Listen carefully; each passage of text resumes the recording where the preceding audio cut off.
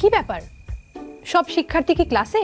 খুব দেরি করে ফেললাম। আন্তর্জাতিক শিক্ষার্থী হিসেবে জার্মানিতে পড়তে আসার প্রস্তুতি সময় সাপেক্ষ, আর তাড়াতাড়ি কাজে না নামলে পড়া পিছিয়ে যেতে পারে। আমি যে টাইমলাইন মেনে এগিয়েছি তা রইল আপনাদের জন্যও। আপনার কোন কোর্স দরকার তার তালিকা করুন। দেখুন এই কোর্স পড়ার যোগ্যতা আপনার রয়েছে কিনা, সাথে সেই শহরগুলি কতটা শিক্ষার্থী বান্ধব সেটাও জানুন। বিশদে জানতে প্রাক্তন শিক্ষার্থীদের সাথে যোগাযোগ করুন। জার্মানির বেশিরভাগ পাবলিক বিশ্ববিদ্যালয়ে পড়তে টিউশন ফি লাগে না, দিতে হয় সেমেস্টার ফি, যেখানে ধরা থাকে সোশ্যাল সিকিউরিটি, ভর্তি ও স্টুডেন্ট টিকেটের খরচও।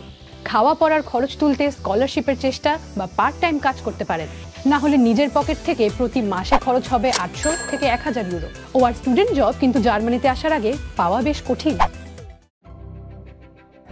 ঘাবড়াবেন না, ঠান্ডা মাথায় ভিসার নথি গোছান। অন্যদিকে ঠিকঠাকভাবে কোর্সগুলিতে আবেদন করুন। যদি আপনার দেশে জার্মান ভিসা পেতে বেশি সময় লাগে, সেক্ষেত্রে আরও আগে শুরু করতে হবে এই কাজ। ভিসা, অ্যাডমিশন, টাকা সব তৈরি, এবার বাসা খোঁজা শুরু করুন। নজর রাখুন বিভিন্ন অনলাইন গ্রুপে, কিন্তু প্রতারক হইতে সাবধান।